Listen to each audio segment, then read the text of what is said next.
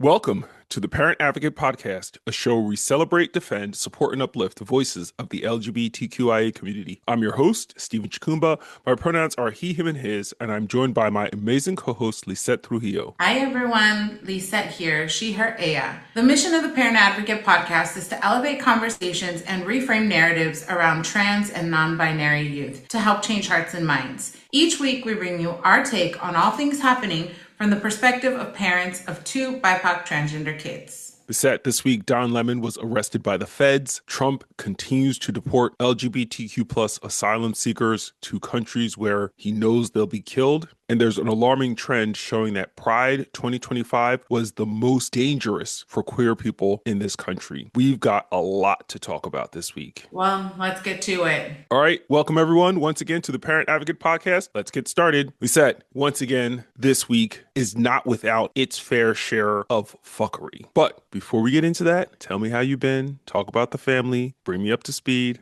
How have we been? Well, we've been filling out all the various things that we need to do for Daniel's school next year. Let me just tell you that I feel like I'm not an adult out here. Like the bureaucracy in the forms and how to do it is ridiculous. And then it's like, honestly, the one thing I would give the US is that everything is streamlined and pretty, like this is how you're going to do it. You know what I mean? It's not like that out here. So I can say that having 4 kids and having put 3 through college so far, that first pass at all the documents that you have to complete, it's overwhelming. It's a little bit daunting. So you are not only taking your first child through this process, and what you did to go to college and what they're doing to go to college, worlds apart. So don't feel like, why don't I know what's going on? Why does it seem overwhelming? And when you layer on top of that, that you're in a different country whose norms are not the ones that you were familiar with back when you went to college, if that's what you're drawing upon to create some similarities between your experience and Daniel's experience, like, yeah, no, that's not going to help you at all. So just accept that it's overwhelming, accept that you only have to do it once. And once you do it, you'll be a pro. All right. Well, I'll be a pro for somebody else's kid. Judith, our person, was really annoyed with me earlier this week. And I was like, just tell me how to fill this out. We have between 14 and 15 anti-trans bills out in Arizona that I'm helping organize around to try to stop support, 3 of which were all filed by Senator Kavanaugh. He's evil, vile, hateful, and they're going to our ballot. I don't think we have enough votes to actually stop it. And so there'll be a huge voter campaign happening in Arizona that is going to be pretty painful should a miracle not come around. And, we're just here. The weather has been beautiful. It's springtime. It's 65 degrees, sunny, windy, lovely. And we're watching everybody else shovel snow. So that's what's been going on with us. But tell me what's been going on with y'all.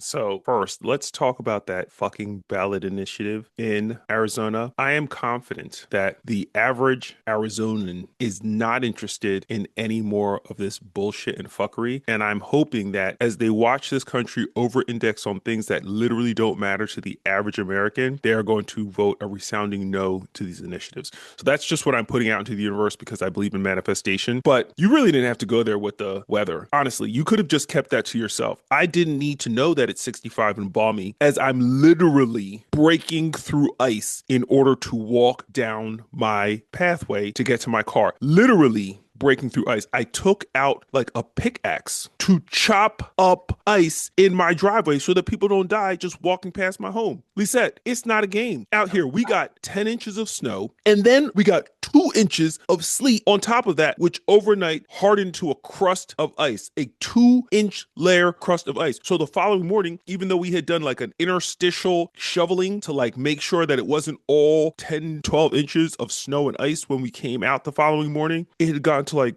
single digit degrees overnight and everything was ice. Everything was ice. I am so over this fucking winter. I can't even begin to tell you. And we're supposed to have more snow today. More snow. So all you and your, balmy and spring winds, kiss my ass. I don't know how you live in snow. I It's don't either. Okay, so that's not really an update. That's just me griping because it did snow, and because we're getting more snow, and because I have to walk around. I'm African. My blood runs hot. So you know I am not feeling any of this weather. Okay, I'm still griping about snow.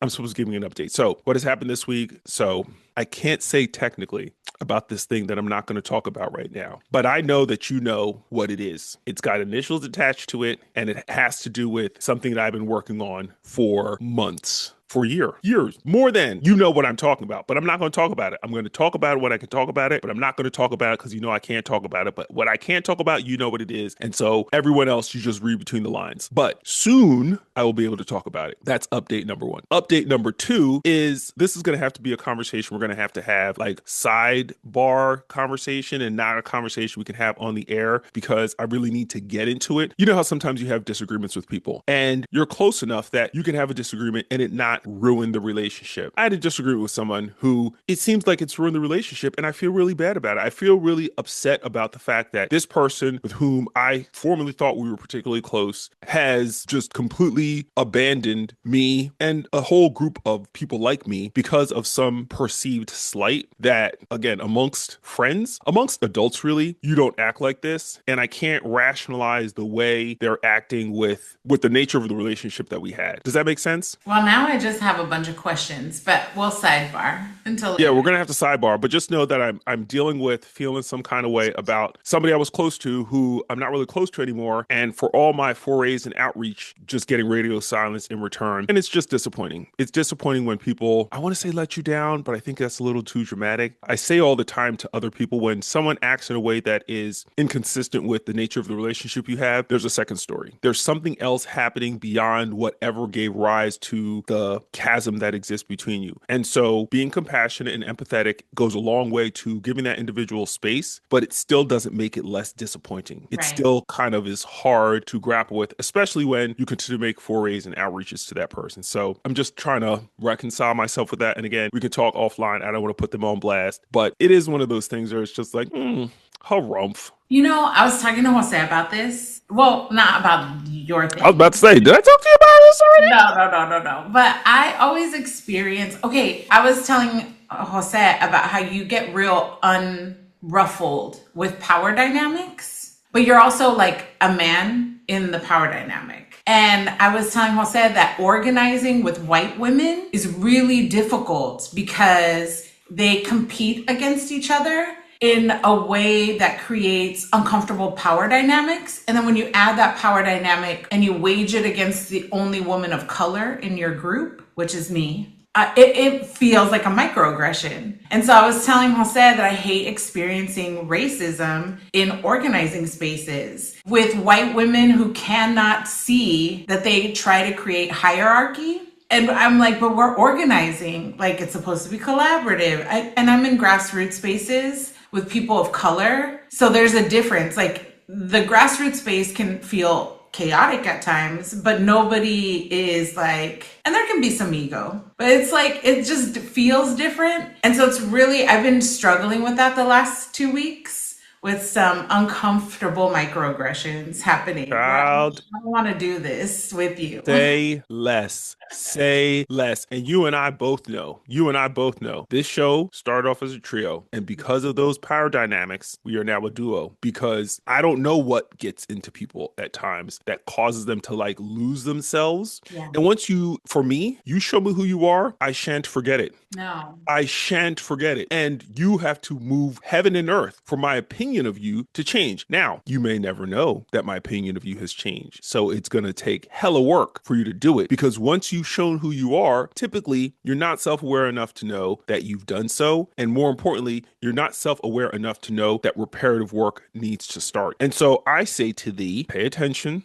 check that box, and keep it moving. Like adjust your expectations accordingly. When people show you who they are, believe them. I feel that. I'm also not afraid of adult conflict. Like, I'm like, let's talk this out. Let's work this out. And when I get the white woman tears, I'm just like, oh, okay, we're just not going to get anywhere. Because now you're crying, you're crushed, you're this, all that.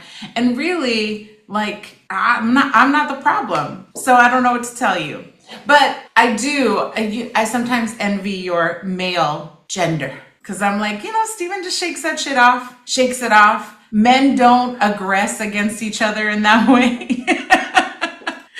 We don't. Just We don't. different. It's It is different. different. And that's why I'm like, I am still sensitive. Like, I'm just going to own that. I'm still a sensitive person. And so I have this, like, I don't give a fuck veneer, but I actually give a fuck. Unless you're close to me, you're not going to know. And you're also probably not going to care. So I'm not going to share that unnecessarily. And I'm not going to share it with people who have bad intentions and would potentially use my sensitivity against me. So that's like level setting in terms of that kind of stuff. But it is still the type of thing where you have to be vigilant around other people. You have to be really vigilant about who you let around you into certain spaces, especially when you're doing this grassroots advocacy work, because it's not about us. There's no room for ego. There's no room for ego. I can be the most extroverted person in the world, but it's not about me. I give a fuck about me. Are you keeping LGBTQ plus people safe? Are you part of the mission to help improve the condition of LGBTQ plus people? Move on in. If you're not, kick rocks. I don't have time for it, but it's not about me. It's about what we're trying to do, what we are trying to do collectively. So that's what I think needs to be our focus. And when people come into those spaces and start acting all kinds of a fool, child, I have little to no patience for it, honestly.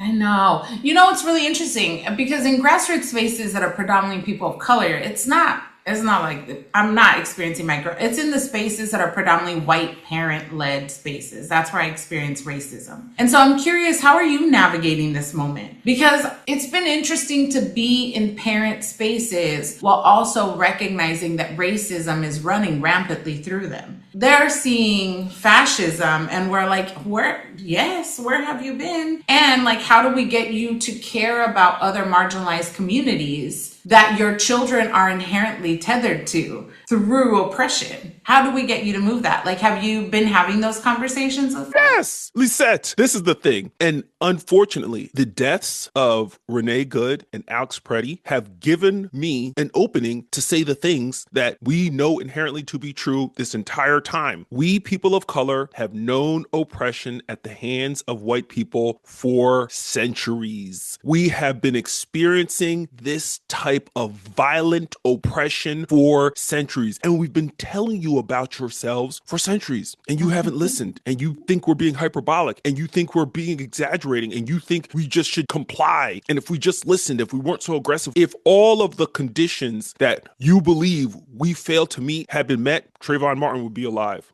Sandra Bland would still be alive. George Floyd would still be alive. All of these things would not have happened but for our failure to just do what we were told. Really? Is that the problem? Is that the problem for Mr. Preddy? Is that the problem for Renee Good? Because the evidence tells you otherwise. So now that you're aware, it's white supremacy, it's the patriarchy, it's capitalism. Once you're now aware that it's not us and our failure to comply that has resulted in untold violence to people of color, now I think we can have a conversation. And so these are the conversations I've been having, and I'm not shy. I was at a brunch this week with a couple who came from New Jersey with their trans kid. They moved out here, they're Dominican, and a couple out from San Francisco that moved out here 5 years ago, before Biden. I was telling them, this isn't Trump. What we are seeing play out in real time is what Heritage and Alliance Defending Freedom and the Family Research Council, all these lobbies, what they have done and the US government have done and enacted in the global south. This disruption that looks like civil anarchy, that's like where, you're seeing people picked up off the street. Like, this is what they've done to other countries. And now they are just following their same blueprint to do it against the United States. Right? And people are like, but how? And we've allowed this to happen to other parts of the world while we've watched their democracies fall for money and power. And we've also seen apartheid states in different parts of our nation. And so I really need people to get it together. And I was telling my 14-year-old, my sister, she's not 14, who's 14 years younger than me, that when I think about how we were able to see things on Facebook early on, like the murder of Tamir Rice or the murder of Philando Castile, who had a license to carry a concealed weapon. Like, these things were happening online. And for those of us of color who are aware of, violence from the state, we're horrified, but it wasn't enough to horrify our white allies. And I think about, parents who are like, what do we do? What do we got to do? And I'm like, I hope that Renee Good and Alex Jeffries Preddy really does get you to step up into this moment in a way that's consistent and longstanding for change. But also, we have to consider the fact that your children losing gender affirming care also hasn't been enough for you to step up into this moment. Because right now, as of right now, there's 627 anti-trans bills in 38 states. 622 of them are active in this moment. And it's only January, which means it's only going to get worse. And so people need to get on it now. Once again, we have taken our personal updates into our today's topic space. So how about we actually get into today's topics? Let's do it. All right, Lisette. They arrested Don Lemon. They arrested Don Lemon for reporting on a protest that took place inside a church in Minnesota because the pastor was affiliated with ICE. Now, mind you, he wasn't the only journalist there. They arrested 3 other journalists of color, but those weren't, again, the only journalists there. What does this say about our country when they are literally arresting and charging journalists for covering current events? We are living in a time when the First Amendment literally means nothing anymore. And proof of that is the arrest of journalists. And if people don't see that, they're never going to see it. Stephen, not only was Don Lemon arrested alongside a multitude of journalists, but 2 Black Lives Matter organizers who were helping organize the protests inside of that church were arrested. And it's terrifying to see, first of all, to see journalists get arrested and their First Amendment rights be, what's the word? Violated? Thank you. That's the word. But also to see organizers in the ground who are doing what's right, who are also using their First Amendment right, be violated in that way too. It's just one of these things where if it doesn't give you pause, you're not paying attention. If you are not alarmed, you are not paying attention. And again, I don't know how much more alarming things could be. You are watching citizens be shot in the face. You are watching people be shot in the back, dragged to the ground with like rabid dogs piling on, stripping their guns away, and then killing them at point blank range for no other reason than, let us be clear about what happened. One woman was trying to get out of the middle of the street. One man was trying to protect women who were being assaulted by ICE. Neither of those situations warrants a person being killed. And yet, this administration will tell you to believe their words and not your eyes. And then to ensure that you don't believe other people's words, they're going to arrest journalists who are covering protests of these fascist activities and a pastor who's supposed to be preaching the word of God who's supporting people being killed in the streets in his own state. Like, that's the part that, like, that's just cognitive dissonance at its finest. When people are engaged in behavior that is completely antithetical to what they're supposed to be doing. If you're a person of the cloth,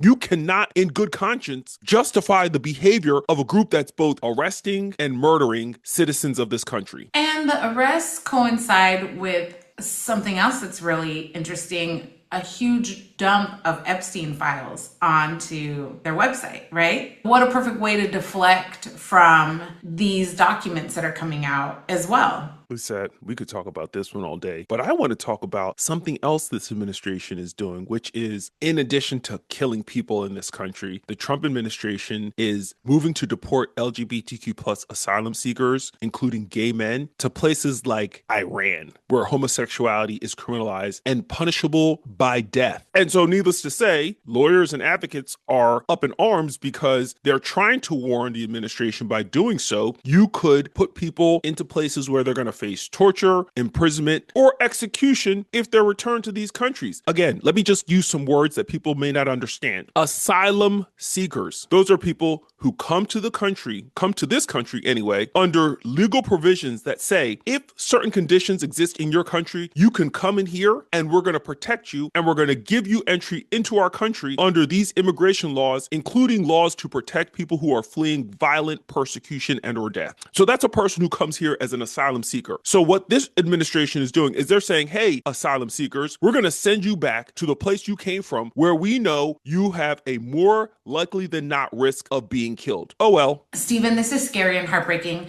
considering that you and I have friendships with trans people who came here as asylum seekers and just being so worried for their well-being, hoping that they stay safe, because the conditions they had to come to the US under in order to prove asylum in the first place means that they had already suffered violence at the hands of their government in the first place. So there are no words to describe the sadness, the heartbreak I feel. And I also think that this administration values cruelty over democracy every damn day. And I wish people would understand this. And I wish we were in a different timeline, because I don't know why someone would vote for this level of cruelty and harm. It's befuddling. It really is. And it's also kind of symptomatic of what's ailing this country. The fact that we are okay with cruelty. I wrote a Substack the other day about how hard it was to handle all of the killings that have been happening at the hands of ICE and all the deaths that have been happening at the hands of ICE, and the seeming disregard for how bad it is that so many people seem to exhibit, notwithstanding. And I wrote about the fact that this country has always been the way we're watching. It has always been what we're seeing today. I went back to the crossing of the Edmund Pettus Bridge when they sicked dogs and state troopers on people who were simply crossing the bridge to ensure that people could go vote. Yeah. And they beat them and they violated them and they poured all types of violence, and America was outraged. Why? Because America could see it. Americans knew Jim Crow was happening. Like, this is the same America where they were sending postcards of the barbecues they were having as black people hung from trees. This is the same America where they would take pieces of a burnt black man's body home as souvenirs. This is the same America, and people, I'm not trying to alarm you or make you scared. This is the same America that ate black people. I want you to understand, this America that we're living in is the America that consumed black human beings as a matter of course. So I'm not surprised about how horribly violent ICE can be. I'm not surprised about the use of children as bait to capture other immigrants. I'm not surprised at the rape and torture of inmates at detention centers by ICE agents. None of this surprises me because there is a well-documented history of this type of behavior. And as I said at the top of this show, when people show you who they are, believe them. 1,000%. 1,000%. But this is where we have to continue to remind parents who are listening to us that they have to be abolitionists alongside us. They have to want to get rid of these systems of harm in all of their forms and reimagine a new world, right? Like, we have to see something different, and we have to, if we're going to fight for a democracy, it has to be a democracy that's liberatory of all people. And so it's just, I don't know, you say all of that and it's been, this week honestly has been really hard. And I know I gave you like a light peppering of it, but it's so frustrating to organize alongside people who do not understand this concept, right? And all the ways in which our lives, yours and mine, have been touched in all these different ways that differ our experience in this world from theirs. And so we, for those parents who are listening to us in this moment, who feel uncomfortable, I think maybe Stephen and I on our Substacks need to put out some reading resources that maybe people didn't touch on during Black Lives Matter protests that were happening in 2020, 2021, because you cannot advocate for your trans child without seeing that need for liberty and freedom for us as well. Stephen, you took it to facts, and hard fucking facts. So we're going to take a deep breath and are you bringing a book? Okay. So because you said we should have a reading list on our Substack, I just want to bring one book because I know it sounds crazy when I say things like they ate black people. You should pick up this book called The Delectable Negro by Vincent Woodard. And read up on the history of consumption of Black people by white people. But Lisette, this is going to be a hard episode for people to stomach. And I just have to end today's topic session by talking about Pride Month 2025, which was marked by a dramatic surge in anti-LGBTQ plus violence and hate incidents, with GLAAD reporting a nearly 400% increase in LGBTQ plus attacks during Pride, the month of June, compared with the previous years, making it one of the most dangerous Pride periods in U.S. history. You know, Stephen, you have pieced together a through line, which is that people have to suffer violence that is so visible that allies can't turn away in order for them to be given grace and dignity in this country, for them to be afforded grace and dignity, I should say.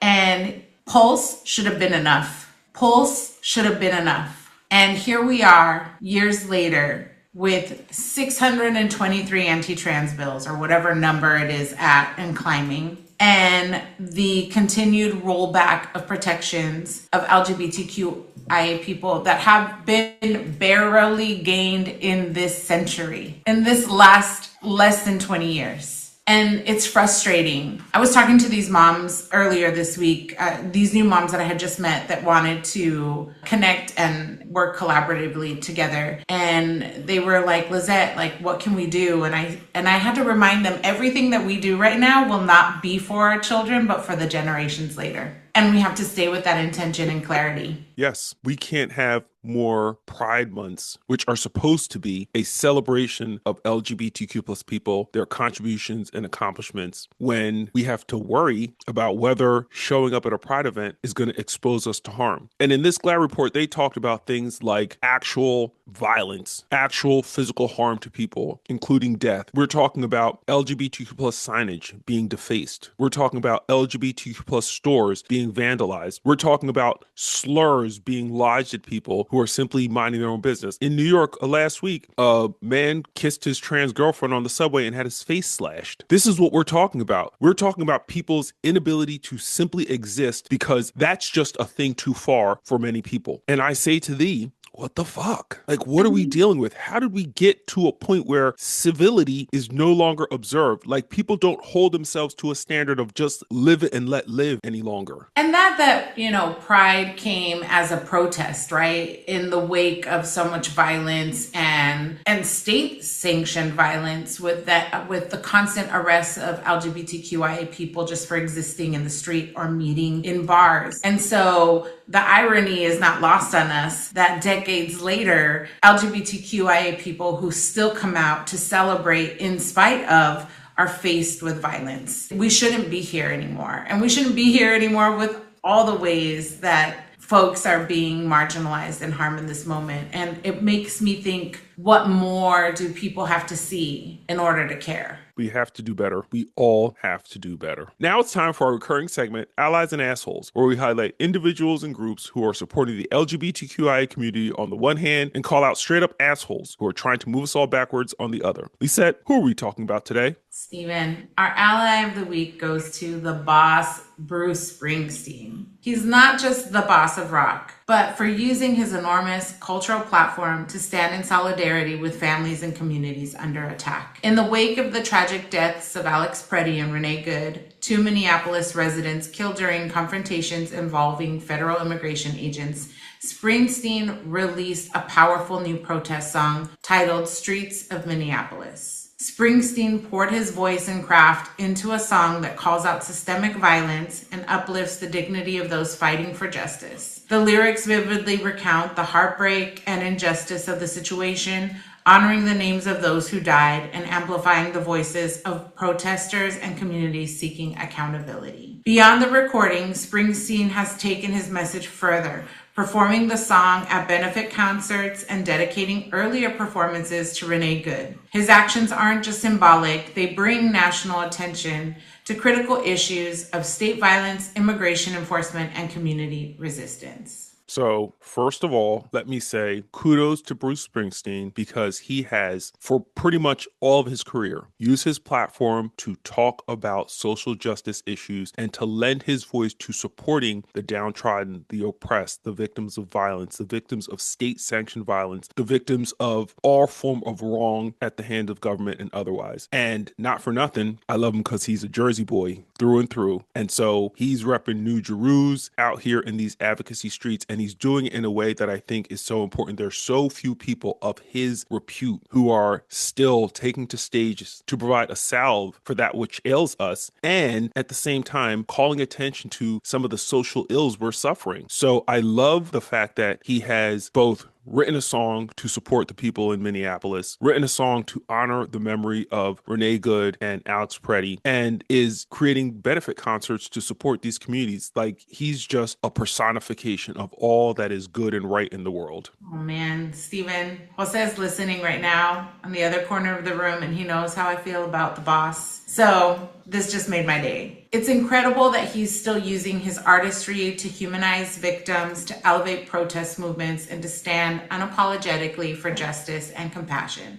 And this is why Bruce Springsteen is our ally of the week. Congratulations to the boss. Now on to our asshole of the week. This week's asshole of the week goes to Monty Fritz. Fritz, a Tennessee Republican state representative and 2026 gubernatorial candidate, has aimed shocking, violent rhetoric at transgender kids and those who care for them. During a recent interview, Fritz openly advocated for capital punishment for parents of transgender children, and even doctors who provide life-saving, medically endorsed gender-affirming care, labeling such care as assault on the sanctity of life. Now, his comments weren't just framed as critique or policy disagreement, they were an explicit call for execution of caregivers and medical providers, suggesting that anyone who tries to, quote-unquote, disfigure a child through hormone or surgery should be eligible for the death penalty. This is where we are today, where people who want to run to govern a state are actively calling for the death of parents and caregivers, egregiously referring to that care as somehow violent to children, notwithstanding the fact that every major medical association says that this is life-affirming, best practices care for people who have these diagnoses. And I'm just curious, who the hell is going to elect someone who says we should kill the parent if they're providing care? I want you to try to reconcile those two things if you can. Well, Stephen, don't forget that around 2 years ago, there was a representative out of Florida that said that all parents should be lined up against a wall and shot, right? Like, this has been a very not common threat, but a threat alone by the right. And it's terrifying to think that those of us who are just loving and affirming our children are seen as so much of a threat that they would be willing to cause bodily harm on all of us. But this is not new, and it's disturbing, and we should always be vigilant and worried about what this type of inflammatory language could do. He said, calling for the killing of people, including parents trying to support their children, isn't just irresponsible political speech. It is dangerous. It is dehumanizing, and it contributes to that climate of fear and hostility towards LGBTQ plus people and their families. And this is why Monty Fritz is our asshole of the week. Well, that's our show for today, folks. I got to give it up to my incredible co-host, Lisette Trujillo, for being my 10 toes deep co-conspirator in these advocacy streets. And thank you, Stephen. We're on episode 101. Right? That's incredible. That is incredible. And we couldn't have gotten here without you and all the work you put into this show. So thank you so much, Stephen. And also, we couldn't do this without all of you, our listeners. So thanks for tuning in to the Parent Advocate Podcast. And folks, please be sure to subscribe to our podcast, Substack, and YouTube channels. Follow us on Instagram and TikTok, and do everything you've got to do to stay up to date with everything going on here at the Parent Advocate Podcast. Goodbye.